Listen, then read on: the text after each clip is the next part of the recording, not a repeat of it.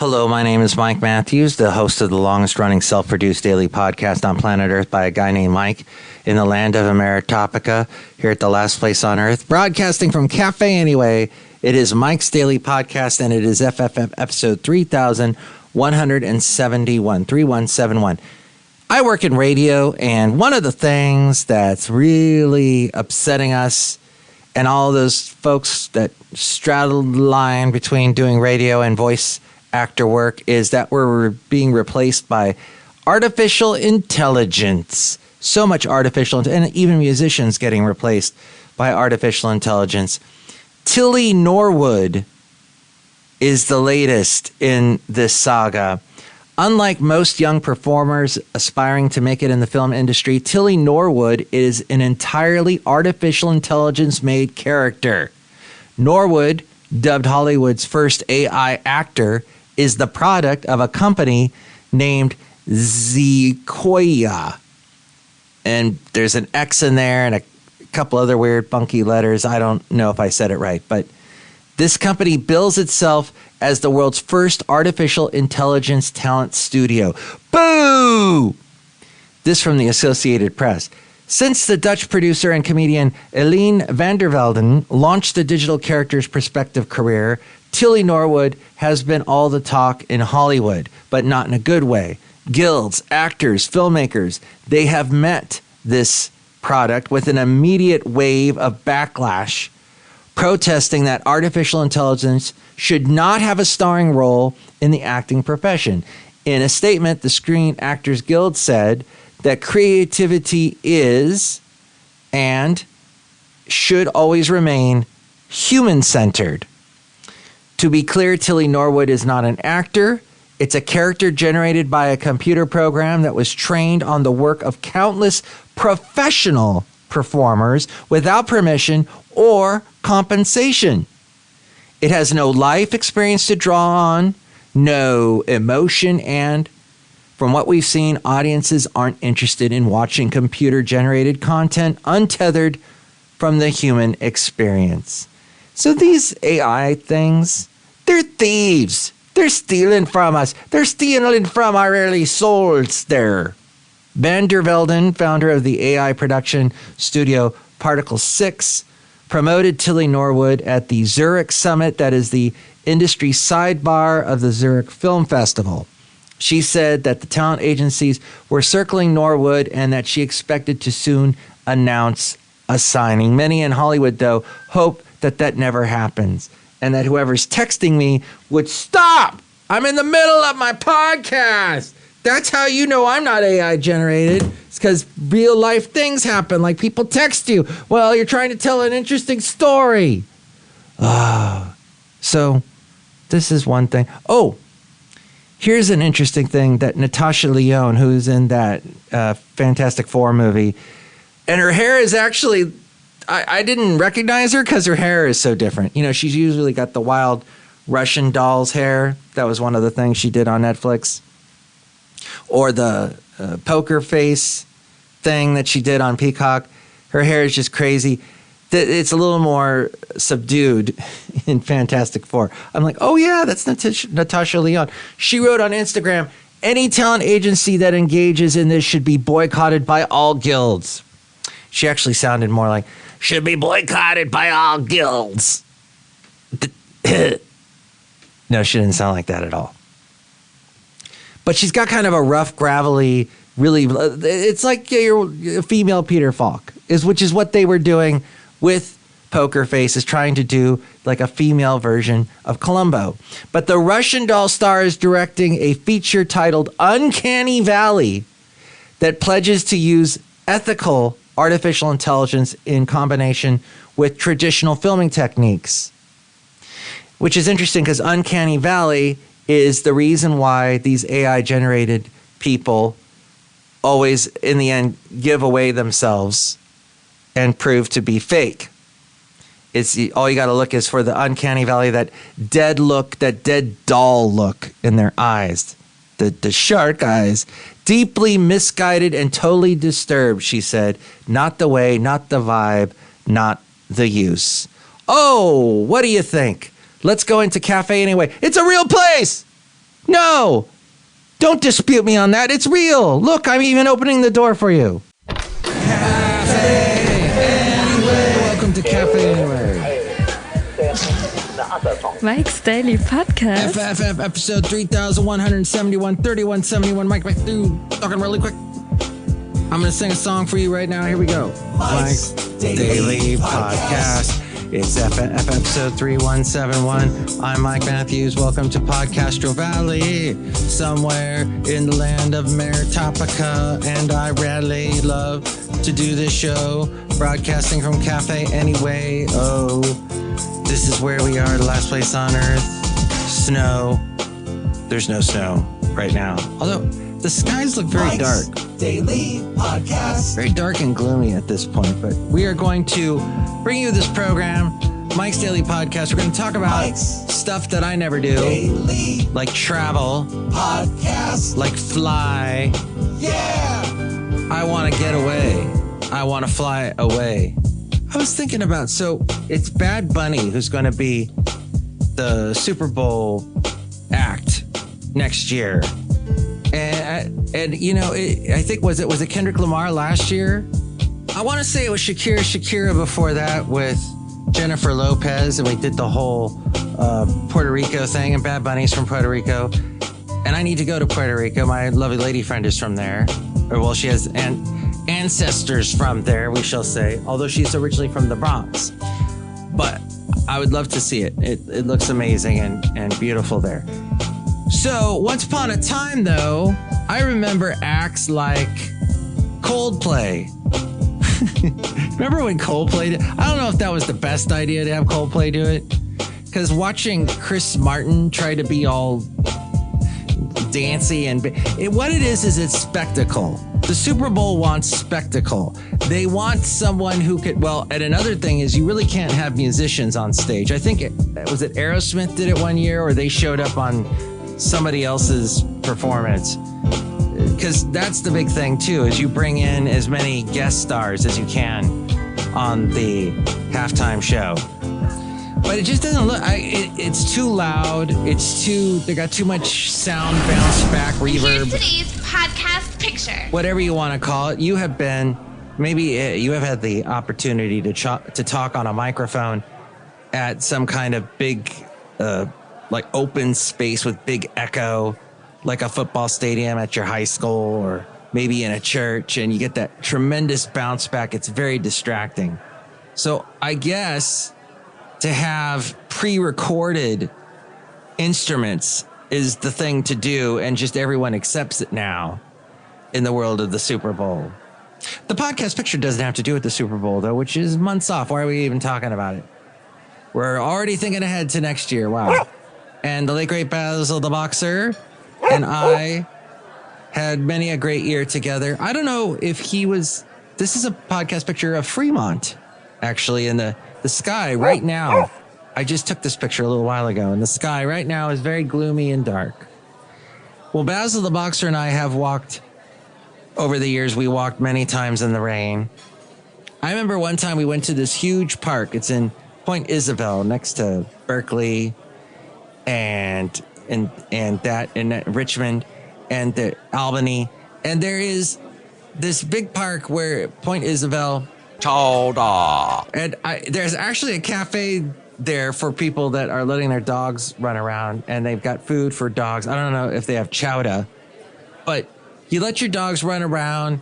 And one time I got knocked over by a Labrador going like 80 miles an hour, just totally knocked me over like a bowling pin. And I was walking on a sidewalk, so I landed really hard on the concrete. Excuse Ouch. Me! Is maybe what that dog said as they knocked me over. I didn't even get an excuse me out of it. Oh, what's the difference between cement and concrete? I always forget that. Cement can be made of concrete or one or the other. I'm not going to look it up right now. Just go with me on this one, will you? It was just a crazy day. Oh, we're talking about dogs running around in the rain. Oh, I think part of what is happening, I think Democrats are lighting their hair on fire to get you to cover this story, to try and keep repeating the same story. Well, none of our hair was on fire because The rain was coming down. It was just me and a couple other dog owners letting our dogs run around free, which is what they do at Point Isabel. It's one of the world's biggest dog parks. I don't know if that's for sure, but it certainly seemed to me to be that. And the rain is coming down, and we're the only idiots there enjoying the rain. I want to be the computer from Star Trek. The dog enjoyed it too. And the computer named Alexa was not there from Star Trek. Was that the name of the computer on Star Trek from Alexa? I know it was not, but that's neither here nor there anywhere. It, in my mind's eye, it is. Okay. You're here we fab. go. You're switched on. You're a bit of all right. I know. Yes. I lost the thread there, as the Brits say. So people were flying a lot this year. There was, let's see, more than 5 million flights at the beginning of the summer, making it one of the busiest summers in 15 years. Let's see. Travelers had to carry that real ID driver's license. That began on May 7th. Or other acceptable forms of identification to board domestic flights. You needed that kind of identification to get on the flights. Now, they took our job. They took the jobs away. I don't know if there's anybody that has the job of giving out passports, because I have looked everywhere to try and get a passport. That's what I want. I don't want the real ID. I want the passport because I want to fly. I want to get away. I want to fly. Oh, and that's why I was thinking about that when Lenny Kravitz was at the Super Bowl one year. That's what we all came back to the Super Bowl. So, yes, flying sounds like a lot of fun. I would love to fly. I would love to get a passport. It is really difficult to do. People tell me, oh, no, you just get your picture taken. And no, I can't find anywhere online. There's a form I have to fill out. You've got to be kidding me. I hate filling out forms, but that's the way it is. The top domestic destinations, by the way, this year were Seattle, New York City, Boston. Please come to Boston. She said, no, boy, you come home to me. And Denver. Yeah, that's a good one. Denver or Orlando. Those were the ones. Sorry, no Minnesota. As we go outside of Café Anyway, where we bring you Mike's Daily Podcast. Somewhere in Podcastro Valley, the last place on earth in the land of Ameritopka. I'm broadcasting from Café Anyway. Domestic airfare was down 6% this summer. So, dang, I should have flown. And there was an average of paid of $720 round trip. That seems high. Hotel prices apparently dropped over the summer to 11%. Ain't nobody got time for that. Hotel prices high. Nobody's got time for high hotel prices. Car rentals were actually down 3%. And that is what we found out this past summer. However, meanwhile, a low-cost airline just shut down. I have no idea what this airline is. I'm really busy right now. I'm really busy trying to find it. It is, they're from Iceland. Isn't that the country that Trump wants to take over? And said, hey, we're going to take it over because they don't like the people that are running it. And so it'll be great when America runs it. Well, play, airlines, play. They're from Iceland, and they have ceased operations. They canceled all remaining flights around the globe. This happened this past weekend. The decision... we have a basic responsibility to protect people's data. And if we can't do that, then we don't deserve to have the opportunity to serve.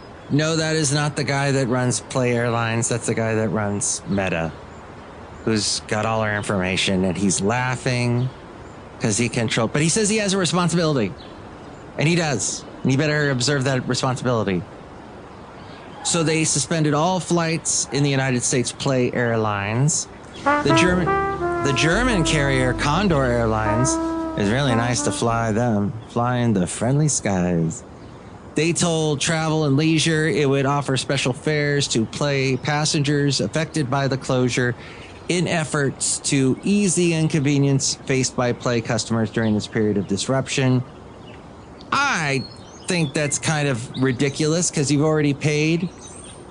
And huge. I guess the airline recommended customers with future travel plans who purchase their tickets with a credit card to contact the card about potential refunds. All of this sounds ridiculous.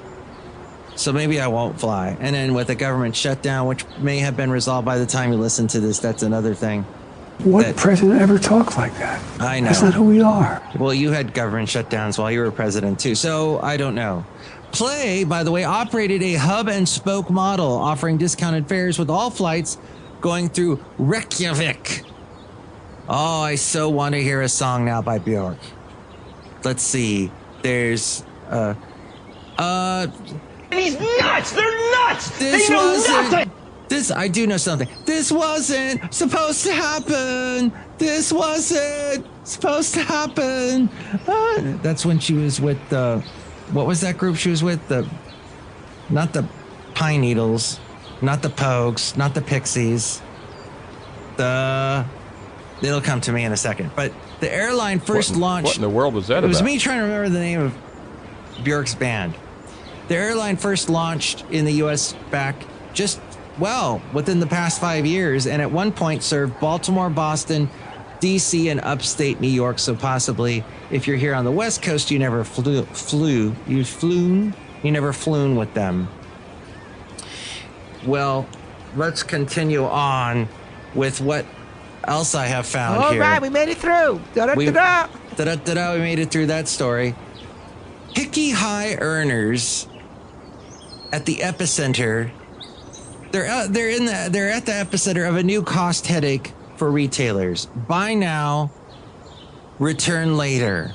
Yes, since the pandemic, U.S. retailers stared down a massive $890 billion tab from returns last year.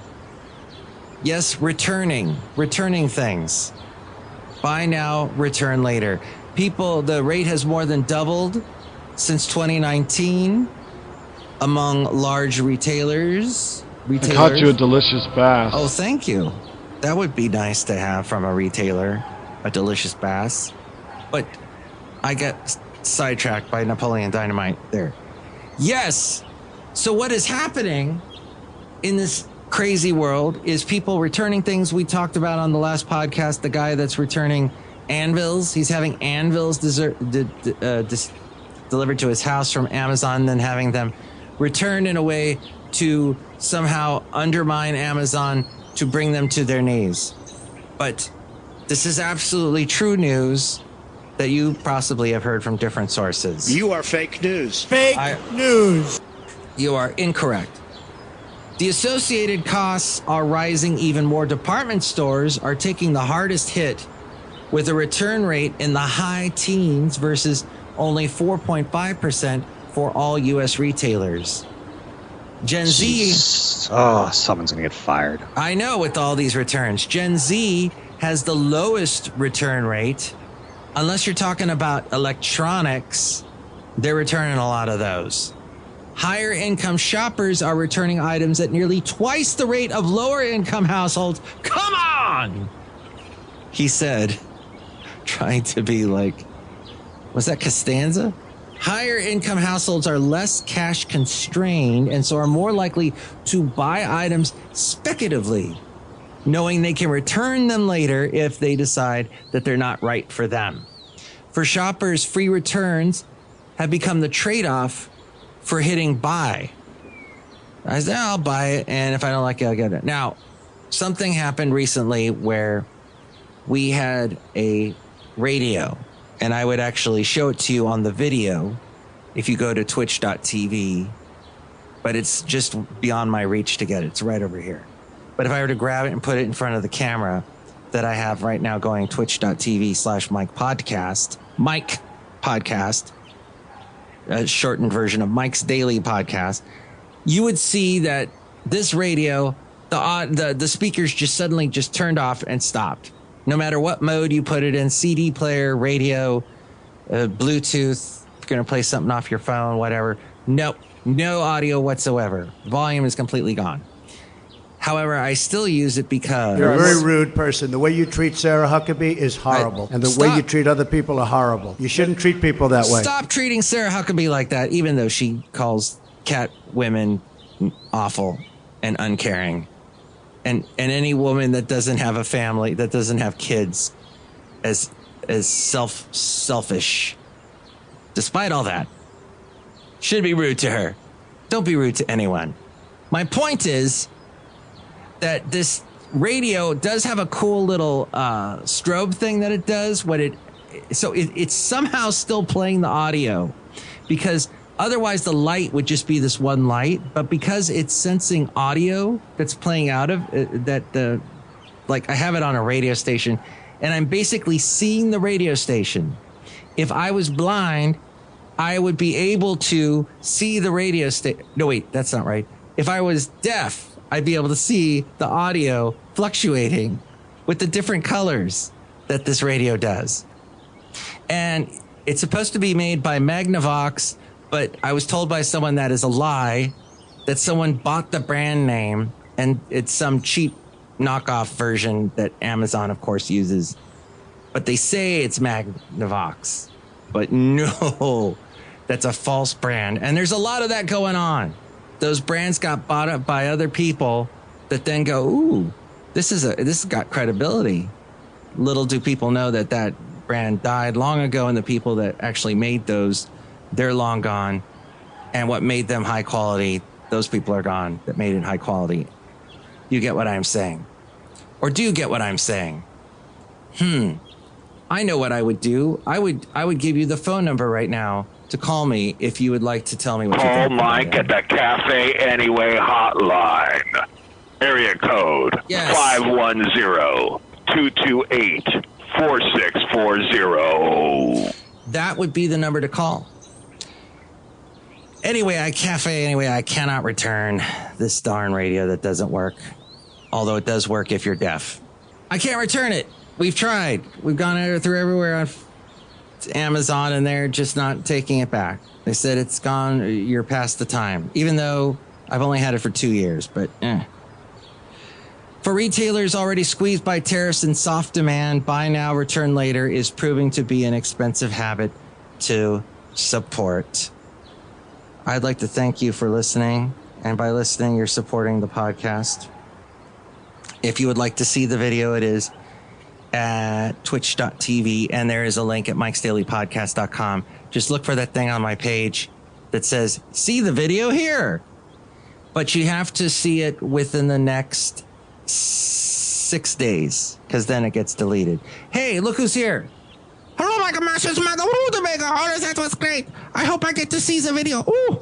Well, you're actually here right now, so you don't have to see the video, because you're here and you're seeing it. And then you're also seeing the colorful lights of that radio that doesn't work unless you're deaf. Michael Masters, that's wonderful. I love it that you are sharing things. Ooh. Do you like flying? Yes. Do you like Iceland? Yes. Do you like the Pixies? No. Oh. Okay. And the back of my brain is still working, trying to figure out, hey, there's one person in the chat room. What was the name of the band that is that Bjork was in? Please let me know. Okay. Where else are we? Oh, look who else is here. Hello there, Mike. This is Valentino, the parking attendant. And this is Bison Bentley. Do you know that? Mike, we think the name of the band was called Boxleitner's Day. Yeah, Bruce Boxleitner. Do you know that? Bruce Boxleitner. He was in Tron. Aren't they coming out with a new Tron movie? But like, instead of you being in the virtual world, the digital world, that was really cool back in the 80s when they couldn't really make a digital world. They had really expensive to do CGI that they just had to do the basics. But then they had to do this weird animation where they had to color each frame with animation. It's not actually digital that's making it look like they're in a video world, except for there is some CGI with some of the spaceships in that digital realm that Jeff Bridges goes to with Bruce Boxleitner. And then they did a sequel a few years ago, actually about 10 years ago. And they went back into the world, and there was like a virtual Jeff Bridges and Bruce Boxleitner they looked really weird and Uncanny Valley like crazy and scary. And then there was that whole thing. But now there's a new movie with the guy from The Wonder Years. No, The one from the band 3 Seconds to Mars. That guy. Lee. Something. Yeah. He's in it, and I guess he plays a villain, and we'll see how that is. Maybe you'll know by the time you hear this. Okay. That is all the stuff that we have here on the show. So I would like to thank you for watching. If you're watching on that link through mikesdailypodcast.com. But since you were probably listening to this, as most people do, because it is an audio podcast, it's a radio show called Mike's Daily Podcast. Thank you for listening. With all things having to do with Mike's Daily Podcast, we go to the main frame and hear from A-Frame. Thank you for listening. Oh, how sweet. The sugar cube. So sweet. The sugar cubes. It was the sugar cubes. Why did it not register in my brain? And that song was called Hit. I think it came out in 1992. Cool tune. Okay. Take it away, A-Frame. Mike's Daily Podcast is written and produced and performed by Mike Matthews. His podcast is super easy to find. Download or listen to his show and read his blog at mikesdailypodcast.com. Email Mike now at mikesdailypodcast@gmail.com. See you tomorrow. Bye.